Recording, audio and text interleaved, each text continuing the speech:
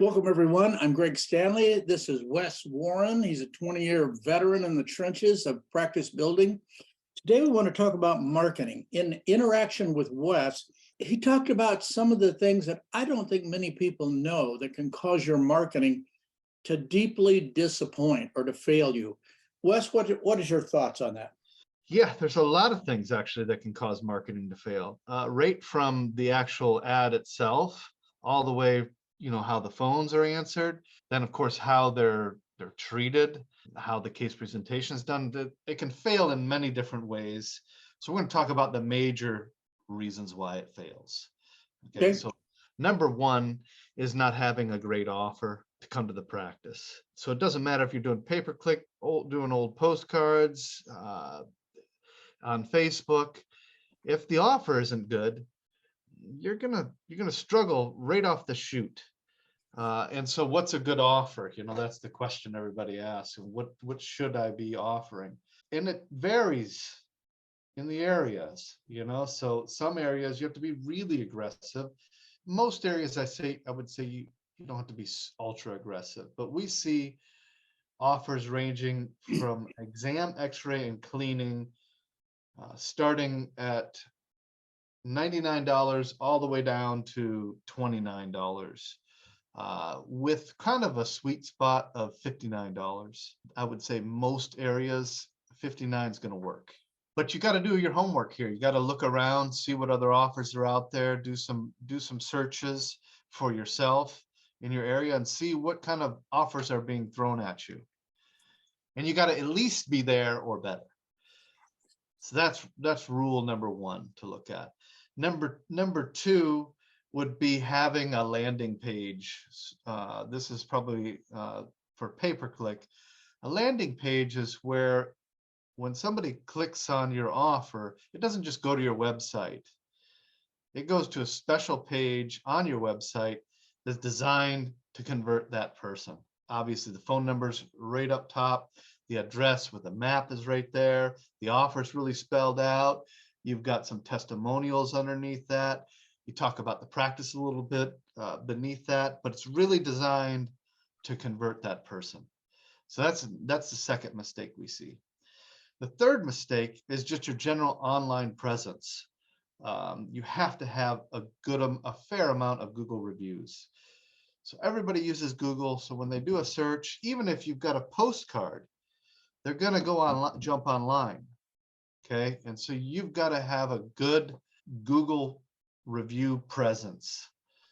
So what that means is probably in most areas, you got to be at least over 100 reviews. You don't have to have 5 stars across the board, but you have to be 4.6 or higher. That's kind of the general rule.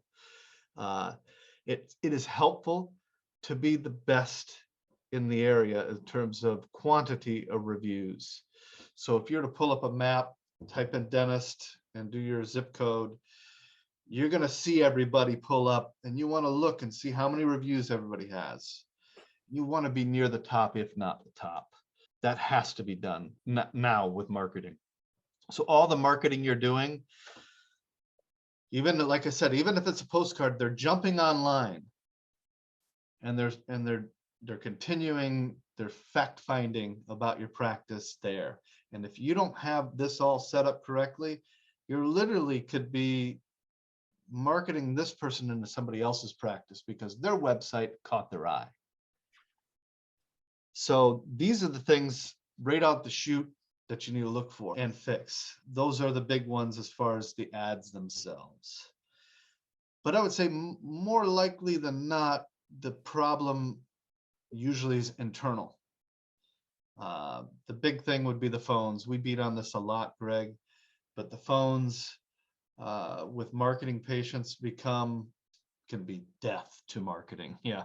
Just a thought on that. Wes, I see so many doctors that maybe solo, no associate, years of pure referrals. And then for whatever reason, they're in the marketing business.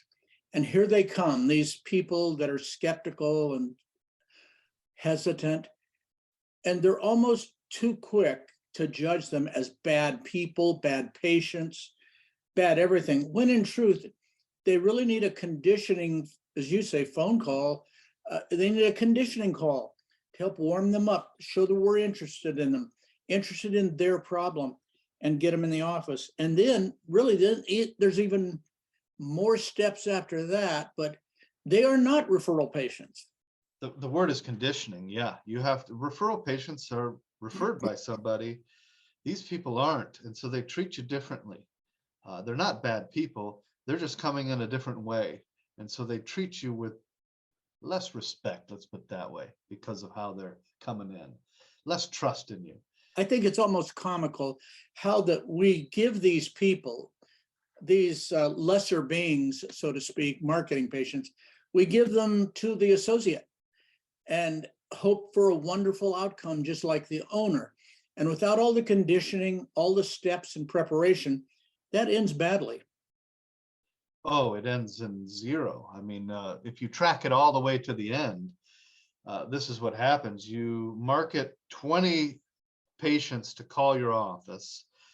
Most offices, if they're not trained to handle those phone calls, asking specific questions and having scripts and dialogue memorized, they're lucky to get 8 in, so 40%. So 8 come through the door.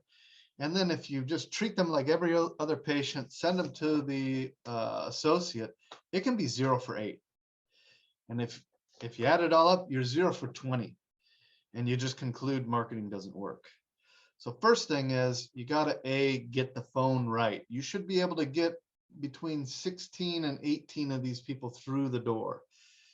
That means possibly you have to record phone calls, but you have to get the dialogue down. Get a set of scripts. You can call us, talk to us. We'll gladly give those to you, but they got to have those memorized. How to answer the phone, what to say, how to answer these questions that these marketing patients kind of throw at you. Do you take this insurance? How much does this cost? Can I get in this week? All that kind of stuff. The next problem that we run into is not getting them in quick enough. Marketing patients are famous for no showing. And what we found is if you can't get them in within about 3 business days, the no-show rate just clicks up. Within a week, it's something like 50%. Certainly 2 weeks, it's near 50%. Yeah, that's not just a chair that's empty that could be producing. You had to pay to get that person to call the office and not get the right response. So it's a double loss. We've had some success making sure that these new patients are treated like hygiene patients in terms of your confirmation system. And to let them know before you let them go off the phone that, hey, you have to confirm this appointment. If you don't, we will release it. So make sure when the text comes that you hit confirm if the appointment works good for you. We've had some success with that, but it's not the gold standard. The gold standard is to get them in within 3 business days or sooner. So that means you got to look at your schedule. And if that's not possible, that would mean you have to start blocking your schedule and holding appointments open specifically for your marketing patients so that you can get these people in quickly. Sometime back, Michael Silverman taught us all a great deal about sedation patients. And one of the things that stuck out in my mind was that a new sedation patient initially required 45 minutes on the telephone, which is a staggering number. I would say that with regular marketing patients, it's not that bad, but it's a different encounter. More time needs to be invested so that people feel like you know them. I know you're thinking they need to learn about the practice, that we're the best. We'll get around to that. But first thing they want to know is that you're interested in me. I would say that probably the biggest way that our offices can communicate that is by slowing down on the phone and absolutely blocking everything out and knowing that, okay, I got to focus. I got to forget about the person checking in or what's going on around me. I got to slow down my dialogue and really try to make a connection with this person. It's almost like saying that if you're understaffed at the front, marketing's probably not going to pay as good as you had hoped. Yeah, they just can't do it. They got somebody checking in, checking out. They got 2 people on hold. They get a marketing call. they just can't do what you're talking about, Greg. And where they communicate like, hey, this is not a mill, this is not a corporate office, this is where you want to be. It's a family practice, private practice. And unfortunately, our offices communicate the opposite when they're busy. They communicate that we're a mill, the dreaded word, we're a corporate office. And you want to make sure that that the staff all know that they got to slow down their dialogue when they're on the phone with these people.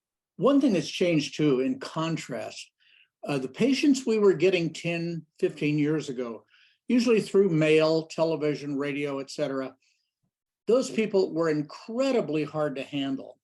Nowadays, people that have come through the internet, seen our Google reviews, it's much easier. And really, there's fewer excuses, in my opinion, to lose these people and to not get them in and get work done. They're better patients if we do our homework and get the reviews. Yeah, absolutely. That you can do well. I mean, like I said in the beginning, you can change your practice. You can change your whole life by being successful with marketing. The results that people can get from it is, you can double your practice. There's no doubt. Marketing right now for new patients is relatively cheap. In other words, cost per lead, cost per phone call is down near like $150 per phone call. The next challenge is getting good case acceptance. I would say, there's getting them through the door. We got them through the door. We did our job on the phone. The next is getting good case acceptance. And there's a lot that goes into it, especially if you have associates. I mean, the way they're greeted, you got to come around, you got to meet them and say their name. There's a lot that goes into all the kind of things like that. But I would say the number one thing you should be doing is tracking your success rate off of just your marketing patients. Meaning, okay, we saw 10 marketing patients this month. How many of them needed treatment? Let's say it's 8. Okay, how many of the 8 actually scheduled something on the treatment plan? And it should be around 6. You should be getting around 70, 80% to do something restorative if they've been diagnosed. That's your goal. And so A, you got to track it.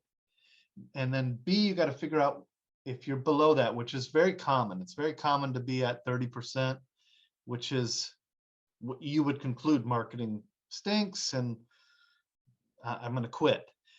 Now flip that around. If it's 80%, all of a sudden it's working and we could actually spend more.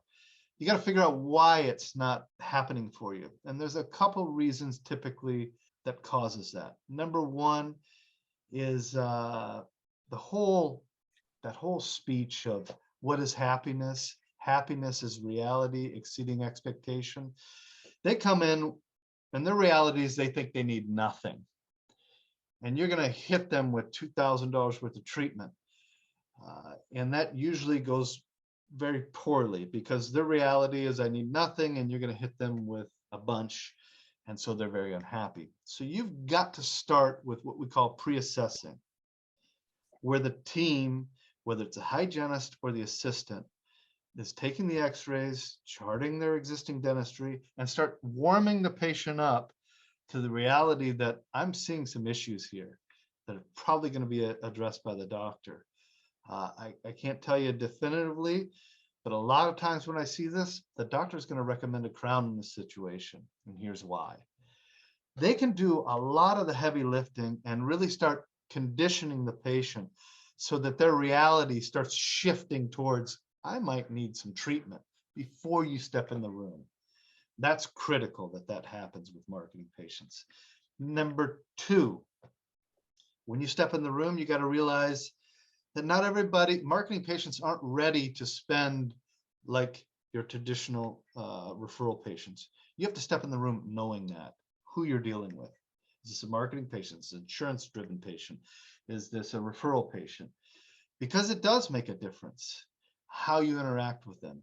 And your goal is to get them started in the practice, to get them to do something restoratively. And so you got to kind of know how to do that. A lot of doctors struggle with this because a person needs 3 crowns, but that doesn't mean they're ready to buy 3 crowns. So you got to be able to communicate, hey, if it in a perfect world, you should do all 3. And if it were me, I would do all 3. But I realize that not everybody's in the situation where they can do that. So if I had to pick, I would do this one right now. I wouldn't wait. So there's different techniques you can do to ethically watch teeth, but you got to learn those skills, or else if you just hit people with large treatment plans like that, you're going to be unsuccessful with marketing patients forever. So you kind of got to know how to dial it back ethically. And there's different ways to do that. So if that one doesn't work for you, certainly jump on the phone with us. We can work through it and come up with a compromise that works with you and your values, so to speak. But you've got to figure that out. Once that happens, you're looking for a dollar amount per new patient, somewhere around $800 to $1,200 on marketing patients. You spend $150, you got $1,000 back. You can grow very quickly that way. And those are the tricks. There's a lot of other stumbling blocks, Greg, but those are the main ones that I see most doctors get tripped up on. And it's not easy. You know, a lot of our doctors, Wes, are 25, 35 years in practice or more. And they've got an incredible referral following. Mm-hmm. But they also want to slow down. Their existing patients aren't as excited about the idea of seeing some new associate in the practice. And so we turn to marketing. And yes, it's great that pay-per-click and internet and Google reviews, all of that works in our favor.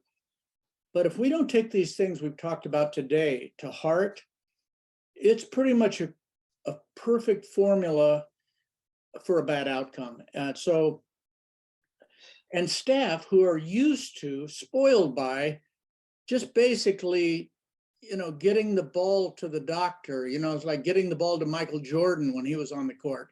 Get it to him and he'll score. Get it to the doctor and he'll pull it across. But the associate has a lot of issues sometimes. So we need staff to take these things to heart and carefully work them into their regimen. This sounds easy, what I just laid out, but it's a lot of work in the coaching environment. Working with offices at least 1 or 2 times a week, it could take the better part of 90 days to work out this and get this system working so that it's paying out. Like I just said, it's not easy retraining people. You have to track the statistics because people just go, I think we're doing good, and when you track it, you're not, because you're mixing them in with your regular patients and you just kind of assume we're doing good. So it's not easy. It's a challenge, but it's worthy to accomplish this because it's a game changer. Good. So if you have any questions, if you want more detail, or you want to bounce some ideas off of Greg and myself, please log in. Should be a link that you can schedule with us. We're happy to talk to you. We usually hold 3, 4 spots a week for just anybody to call and talk with us. Certainly there's no charge for that. A lot of people think that if I could just get more from my marketing, more calls, more clicks, more whatever, there's a point where those people start displacing your regular referral patients or your returning patients. And you can actually see your income go down while your new patients skyrocket if you can't take these things to heart. So yes, give us a call. We'd be glad to help any way we can. So thanks for listening, everyone. Thank you, Wes. Thanks for listening.